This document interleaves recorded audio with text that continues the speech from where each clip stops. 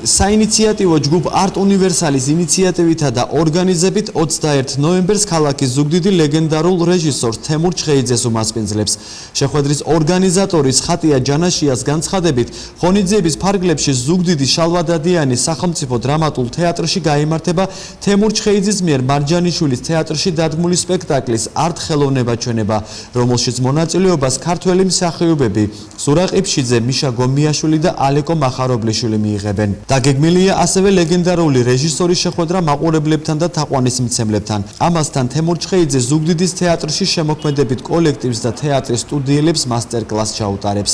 საინიციატივო ჯგუფმა Art Universalმა გადაწყვიტა ზუგდიდში თემურ ჩხეიძეს მოღვაწეობიდან 50 წლის იუბილე გადაიხადოს.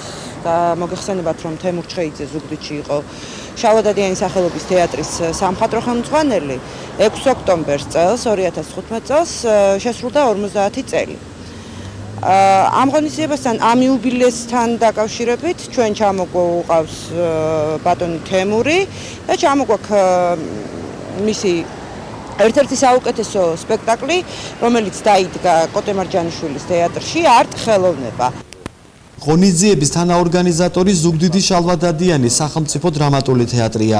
ქართული სამსახიობო ვარსკვლავების მონაწილეობის სპექტაკლისთვის აქ განსაკუთრებულად ემზადებიან. თეატრის სამხატვრო ხელმძღვანელის ბადრი წერედიანის განცხადებით, ეპოქალური მნიშვნელობის რეჟისორთან და მსახიობებთან შესახვედრად ყველაფერი მზადაა. პროექტს დაერქვა 50 წლის შემდეგ. ბატონი თემური არის ის მსოფლიო დონის რეჟისორი, რომელმაც აქედან დაიწყო მოღვაწეობა, ეს ძალიან მნიშვნელოვანია. ზუგდიდში ის იყო პირველი ზუგდიდში ჩამოვიდა საერთოდ, როგორც კი დაამთავრა თეატრალური უნივერსიტეტი და მას შემდეგ უკვე აი მსოფლიო რანგის რეჟისორი გახდა და ხასთან სიმბოლურია, იცით, იმიტომ რომ ძალიან ბევრი ნიჭიერი ადამიანი არის საერთოდ ამ რეგიონიდან წასული. და ახლა ბატონი თემური 50 წლის შემდეგ ბრუნდება ქალაქში.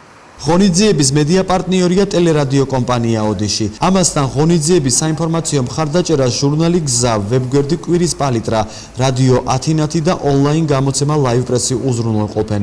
ორგანიზატორების განცხადებით, ბილეთების რაოდენობა შეზღუდულია და მისი დაჯავშნა ტელეფონით ხდება.